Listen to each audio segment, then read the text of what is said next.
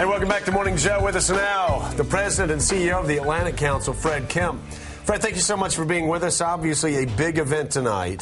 The Atlantic Council celebrating the fall of the Berlin Wall 20 years later. Talk about just that historic event and how you're going to be celebrating it. Well, first of all, news has leaked out that Joe, you and Mika are emceeing the event, and we have started scalping tickets. Exactly. Oh, good. It's sold out. It's going to be huge. It's going to be huge. But the fact is, it is a feel-good event, but it actually has some pertinence for 100 Days of Obama.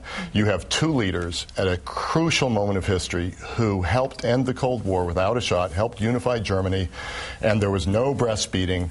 There was no "we triumphed." There was no "smoke 'em out." And this was 20 years ago. These images, can you believe it's been 20 years?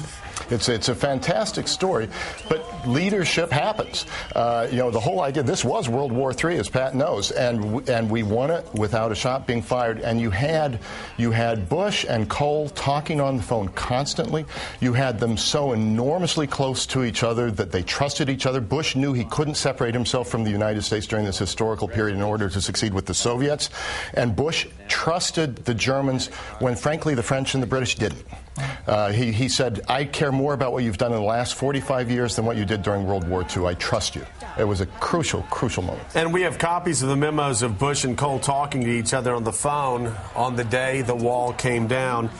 The president said this, "Helmut, I am sitting in a meeting with members of Congress, and I'm calling at the end of this historic day to wish you well." Kohl, the Chancellor of Germany, of West Germany, then said, "When the Parliament declaration is made, it will say that all American presidents from Harry Truman all the way up to our friend George Bush made this possible."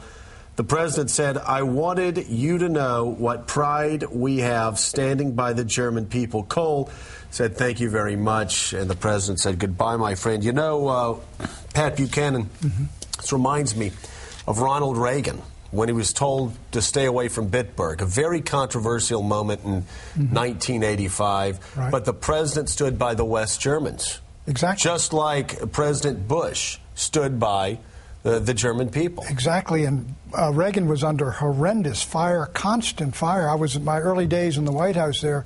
Let me tell you a little story. I called up, I said, "Mr. President, and let me get some advice whether we're doing the right thing."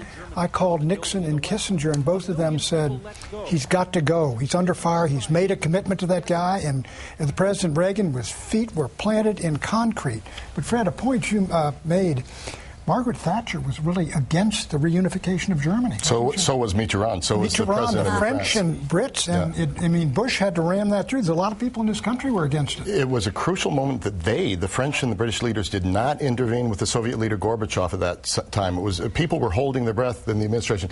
But there's a letter from the day after the wall came down. And let's not forget, there was a year between the time the wall came down, there was German unification. So it's the day after. No one's really sure what the Soviets are going to do. No one's really sure how the East German government's going to respond in the end. And so Helmut Kohl, George H.W. Bush, George Sr., on the phone talking to each other. Warm conversation. They're talking about how they trust each other. Kohl says, "This has only happened because of you. Without the U.S., this day would not have been possible. Tell your people that."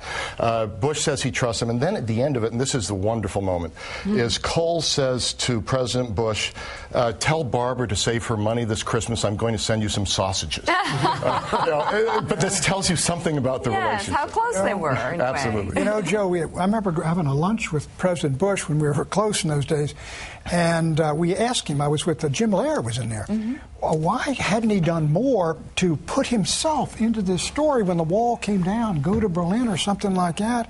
And President Bush was very reticent to do it. He said, "No, it's their thing." And I mean, it was very gracious of him, but we were astounded for political reasons. You'd think, look, we helped out. Why not go over there and get some credit? And what great leadership, Fred, from Bush 41, that he never did insert himself. Every other politician, I've got to believe, before or since, would have used that. He stayed quiet. Let's also not forget his National Security Advisor, Brent Scowcroft, his Secretary of State, Jim Baker, and this was a cool team. But he knew this was not the time to rub the Soviets' face in it. If you wanted to get the deal done, you couldn't rub their face in it. You had to move things along slowly, or else they might respond in an irresponsible way.